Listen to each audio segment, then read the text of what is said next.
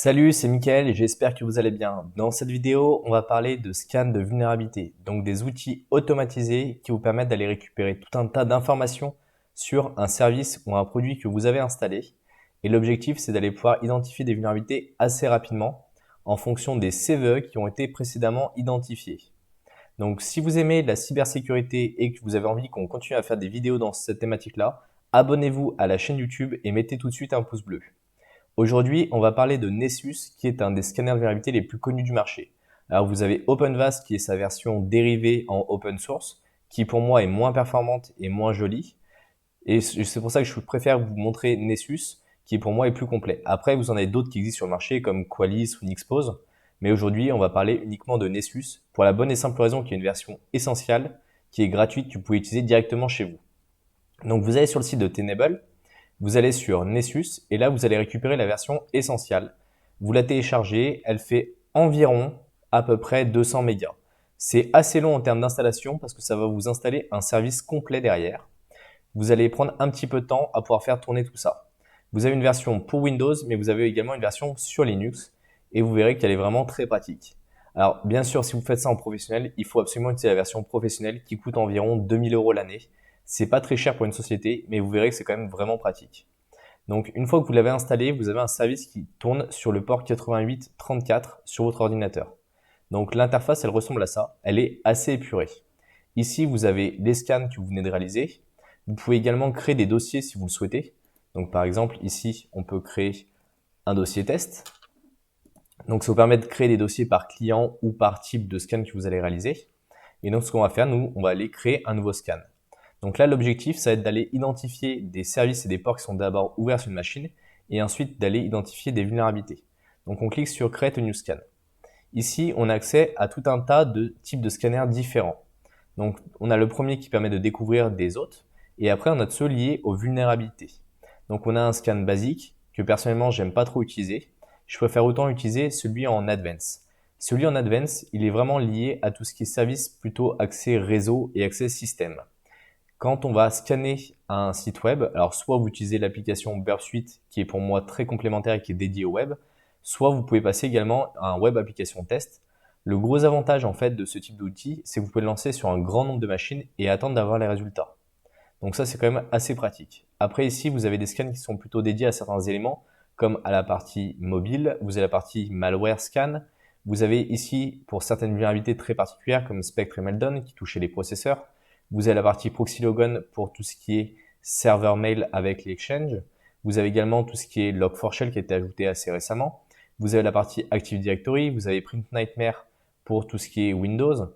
Et après, ici, vous avez tout ce qui est éléments de compliance en fonction des différents standards comme le PCI DSS ou autres politiques de sécurité, autres normes de sécurité que vous devez appliquer.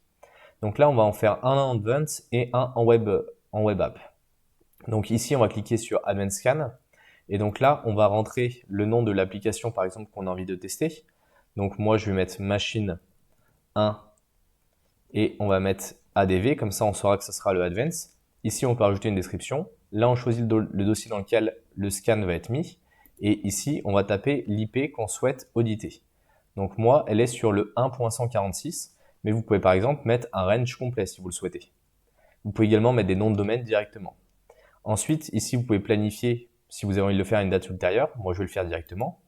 Ici, dans la partie Discovery, vous avez la possibilité de faire un ping ou pas. Si vous ne mettez pas le ping, automatiquement, il va quand même essayer de scanner. Si vous êtes sur un parc où le ping est majoritairement bloqué, je vous conseille de désactiver directement cet élément-là. Ensuite, ici, vous pouvez régler différents éléments. Est-ce que vous voulez avoir également l'UDP ou uniquement le TCP? Est-ce que vous voulez aller toucher 2-3 autres options? Et là, ce qui peut être intéressant, si vous faites qu'un scan advance, c'est d'aller dans la partie web app et d'activer cette partie-là. Nous, sachant qu'on va faire un web app dédié, on va pas forcément s'en occuper. Ici, est-ce qu'on va faire du brute force ou pas? Donc là, c'est uniquement pour les bases de données Oracle, mais sinon, c'est pour tous les autres éléments qu'il va pouvoir trouver. Et là, on lui dit d'aller faire uniquement du brute force avec les identifiants qu'on va lui fournir. Donc, je vous montrerai la partie identifiant juste après. Ensuite, dans la partie rapport, normalement, il n'y a rien à toucher. Et dans la partie avancée, non plus. C'est si vous voulez aller toucher différents éléments. Dans la partie identifiant, vous pouvez aller rajouter, par exemple, un service en particulier en disant bah voilà, s'il y a besoin de s'identifier sur un Windows, voici le nom d'utilisateur, voici le mot de passe, voici le domaine. Ça peut être très intéressant si vous avez déjà compromis une première machine avec des identifiants de pouvoir essayer de les rejouer sur d'autres éléments. Ensuite, ici, vous avez des plugins complémentaires. Normalement, ils sont tout activés par défaut, mais vous pouvez les désactiver si vous n'avez pas forcément envie qu'ils fassent certains tests. Donc là, on va revenir aux settings. Tout en bas, on va cliquer sur Save. Donc ici, dans nos tests, on l'a. Et là, ce qu'on va faire, c'est qu'on va le lancer. Pendant qu'il va fonctionner, ce qu'on va faire, c'est qu'on va aller en faire un deuxième, mais sur la partie Web App. Donc ici, on clique sur New Scan, Web Application. On met Machine 1 et là, Web App. Ici, on remet notre IP, l'IP qu'on a envie d'auditer. Dans Discovery, cette fois-ci, on n'a pas les mêmes options, donc on va mettre All Ports. Dans Assessment, on va mettre Complexe pour avoir un maximum de tests qui sont réalisés sur l'application. Dans Advanced, on laisse par défaut et on ne va pas lui ajouter d'identifiant. Donc, on va faire Sauver et on va également le lancer. Donc là, je vais couper la vidéo et je vous reprendrai une fois que les tests seront finis pour que vous puissiez voir également comment ça fait. Quelques minutes après, ici, on voit que les deux scans ont bien fini. Donc on va cliquer sur le premier qu'on avait fait, donc le ADV. Ici, on a notre hôte, parce qu'après on peut en avoir plusieurs, et on voit qu'on a différentes vulnérabilités. Donc on a en rouge plus foncé les critiques, en orange foncé les high, en orange plus clair les médiums, en jaune les low et en bleu les informations. Ici, on a la liste des vulnérabilités, si on a tous les autres. On a ici les recommandations de correction, quelques notes, et là, c'est si on fait plusieurs scans, ça permet de remonter dans l'historique et de voir un petit peu le niveau de vulnérabilité, s'il a baissé ou s'il a monté. Alors, j'aime pas forcément cette vue en regroupé qu'ils font. Donc ici, vous pouvez cliquer sur Settings et Disable Groups. Ça permet de voir toutes les vulnérabilités assez rapidement. Ici, on a la vulnérabilité la plus importante qui est à 8,6. Donc c'est l'ISC Bind, donc c'est sur le service DNS. Et donc là, il nous dit que la version installée est en 9.4.2 et que la version qui corrige la vulnérabilité est en 9.11.19. Et donc là, on voit qu'on peut faire du déni de service reflété. Après, on a ici du déni de service. Ici, on a Samba Bad Log Vulnerability, qui est une vulnérabilité qui passe par le SMB. On a la possibilité d'empoisonner le cache DNS. On a la signature SMB qui n'est pas requise pour pouvoir échanger des paquets. Et donc là, on va voir tout un tas d'informations, par exemple, comme l'OS identification.